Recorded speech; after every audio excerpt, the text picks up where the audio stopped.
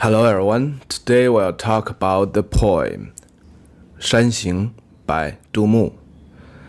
Today is the date of frost or the first frost in the 24 solar terms of Chinese lunar calendar. This date or this solar terms frost is the last terms of the autumn, and which means in the area of Yellow River you will see the first frost, not in the Yangtze River or in the Pearl River area. So the 24 solar terms based on the climates of the Yellow River area. And also when you see the frost, which means the winter is knocking at the door. Today's poem, Shaanxi, is written around these solar terms. And let's have the poem first. 山行，杜牧。远上寒山石径斜，白云深处有人家。停车坐爱枫林晚，霜叶红于二月花。山行 a trip to the mountain. So if you reverse the sequence of these two characters, 行山 is a very typical Cantonese word, 行山, which means you are making a track. So that's the interesting point of the Chinese character and sequence. 远上寒山石径斜. So I go to the remote mountains, and the rocky trail is quite zigzag. It's not direct. 寒山, the cold mountains, which also implies the weather, and we'll find further evidence later on. 白云深处有人家. So in the deep, far side of the white clouds, there's a families. The first sentence could be interpreted in two ways. The poet climbed up the mountains, go very high and go very far. But I prefer the other interpretation, that the poet at a lower part of the mountain, or maybe even at the foot of the mountain, he just look up and far away there on the cold mountains, and in the distance he saw the rocky trail zigzag appear and disappear. So we can see this in a later sentence and try to feel if it's climb up the mountain or not, or just maybe sitting at the foot of the mountains. Okay? This sentence, you should know the poet doesn't reach to the family or families. He didn't reach to the house, still far away, among the white clouds, which means or implies it's in a very high place, maybe around the top of the mountains. So the poet could be in the middle level of the mountain, or maybe rather at the foot of the mountain, and he look around, look far away. There's human beings. So how does the poet find out there's house or families or human beings very far away in a quite wild place? Normally, he saw the roof of the house, but you can imagine it's a big mountain and house is among the mountain clouds. So even the high-rise trees, very dense forest. So this is not very possible. So the other possibility is the cooking smoke, 炊烟. This is quite a typical sign in the Chinese literature or poem to indicate humans or people's presence in a quite wild place. So in the early morning or in the downtime, the sun is about to set. The people start to cooking their dinner and the smoke rise. You can see from a very, very distance and know there's humans. Let's say you traveled in a real wild place. You're thirsty and you're hungry and you're a little bit frightened because you traveled for days and you didn't find a person. And now you see the smoke and you know definitely it's not natural things, it's humans.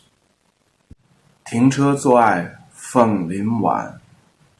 So I just stop my car and sit there watching or appreciate the red leaves. And it became very late. Actually, in the last sentence, it already has a hint. It became very late because the poet saw the cooking smoke.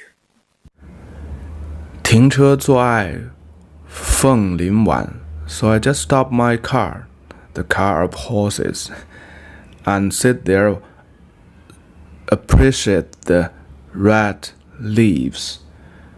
And it became very late.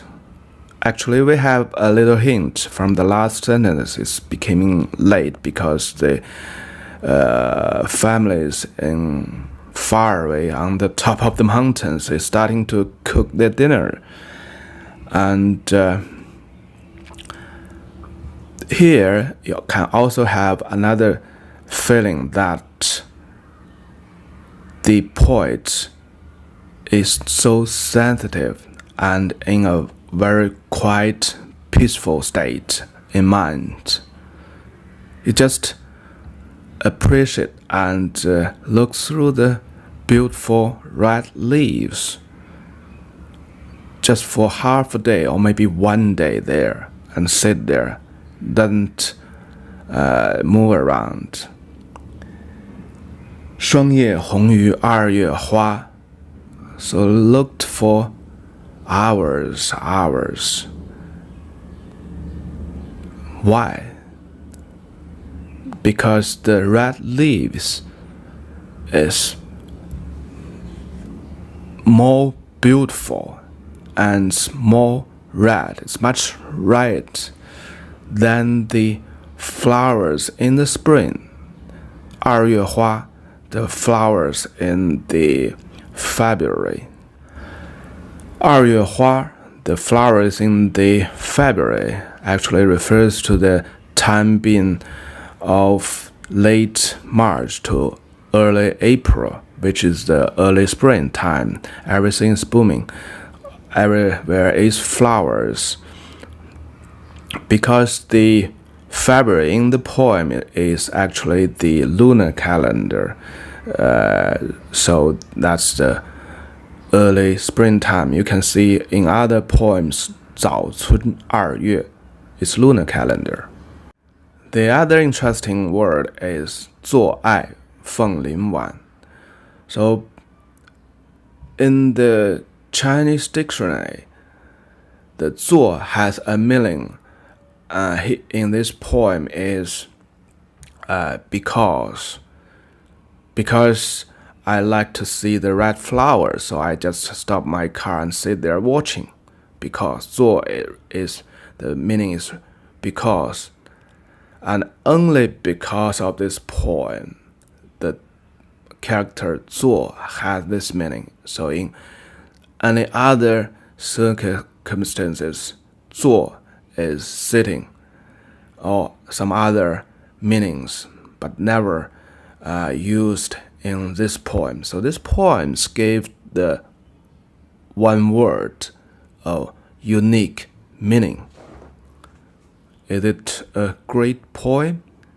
And also, because I'm the hometown is same as Du Mu's, and also the Tang poem is spelling in the accent, today's accent or dialect of Xi'an's accent, Qinqiang. So my wild guess is it's borrowed the character, because this is the typical use of the character. You have the same pronunciations, so but they have the different meanings, so use the other words.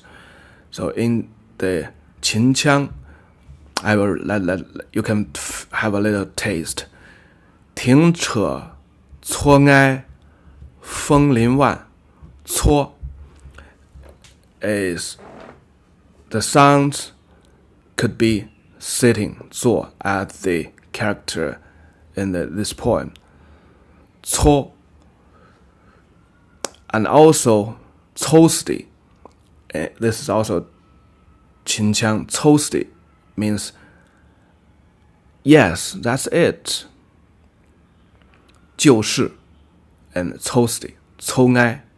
So in this poem, I think Du Mu, as Asian Xi'an people, he borrowed the letter 做, but actually he want to press the word 抽死 就是. So here you can use this word to try to understand this sentence a little better. 停车就爱枫林晚. Okay, and also a more funny thing is 停车坐爱枫林晚. 坐爱 has the same sound or spellings as making love in Mandarin, modern Mandarin. So a lot of the young people, they use this sentence to kiddings, because car is quite popular as well, and making car love in the cars is also a very popular thing for young people. So this makes this sentence more famous. But actually the most famous is 霜叶红于二月花. This is a magic, because in the autumn normally it means a harvest, but also means dying out. And the poet Du Mu, in this cold, remote place, a dying time, he think out of the flowers, which is in the early springs, it's booming, everything's growing, and he think the red leaves is much better than the booming flowers, blossom of flowers. So you can taste from the mood or the situations the poet actually is in his very last times. And he was totally released. He can sit there all day long to see the red leaves. And he thinks the red leaves is much better than the flowers, which he thinks is much better or greater than the upcoming peoples. Or he just gave himself a little hint, I'm getting better. It's a very popular mistake associated with this poem. Most people think the mountain right in this poem, it refers to the small mountain in Changsha City, Hunan Province, because there's a small building called Aiwanting. Aiwanting, the name is from this poem. 停车坐爱枫林晚. So the name of the small building is called Aiwanting. So most people think the mountain is writing about that small mountain in Hunan Province, Changsha City. Actually, it cannot be a small mountain. And also, there's no frost, or very few occasions there's frost in the Yangtze River area. The frost is very common in the Yellow River area. So most probably, my guess is this mountain refers to the South Mountain, which is south to the Chang'an city, and south to Dumu's home, 20 kilometers away. So it's very probably in his very late time, he went to this big mountain. And maybe not just because of the beautiful red leaves. He's too old to move around. He just sit there for all day and appreciate the deep autumn of the beautiful deep autumn's red leaves and have a little taste of his whole lifetime experience. So his conclusion is the red leaves much better than the flowers. The deep autumn is much better than the early springs. Maybe it's a joke. Okay, that's something I can taste, but everybody has his own taste or feelings on even the same poem. Doesn't matter. And as far as you have more details of the poem, the history background, and also about the real place, the real people's characters, you can get more and more precisely toward how the poem was written and maybe what the feeling of the poem himself. Some people said Dumu is very likely to live by, but actually it's not. Dumu is poem is described as majesty, very creative and very sophisticated, maybe among the most sophisticated poems writing techniques among Tang dynasty or among the Tang poets.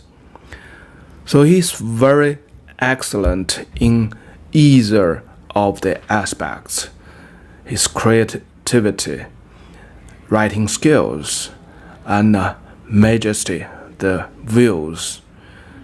And also, Dumu is the only Tang poet that's fond of the wars and battles. He learned so much on battles, and he wants to be a general on the battlefield. And he never has a chance to be a general. Maybe that's the root cause why Dumu is so indulged in love or in women's affairs. Because normally people will categorize Dumu's poet in two categories. One is about the ambitious countries. So that's his own purpose, to be a general. So everything it looks from the space, from the time, is all broad wheels, very ambitious. And the other chorus is very on the contrary, it's on the affairs with the women's very erotic, 情色, very erotic.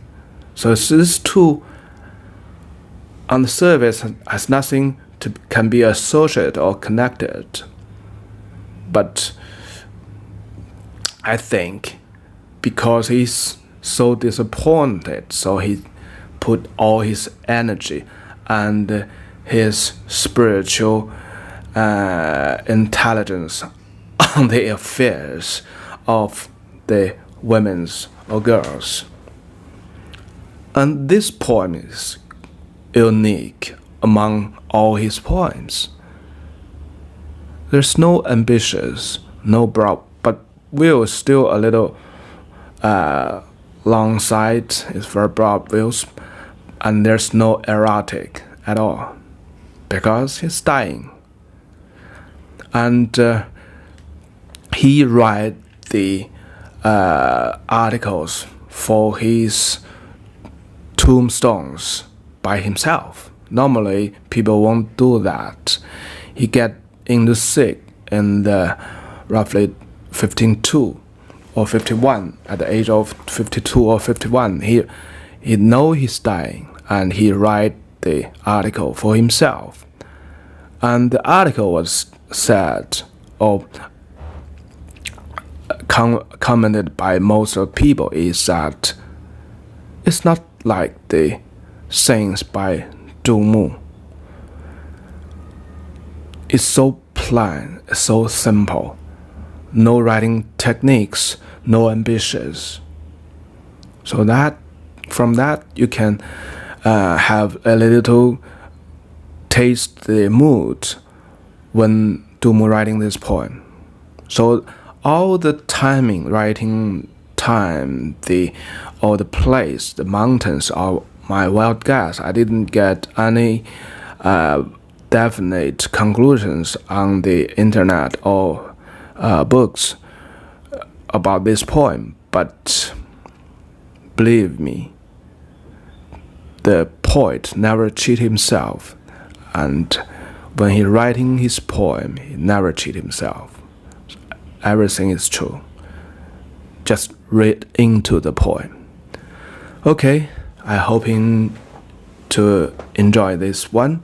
And Zhu Mu is also one of my favorite poets as well. Thank you.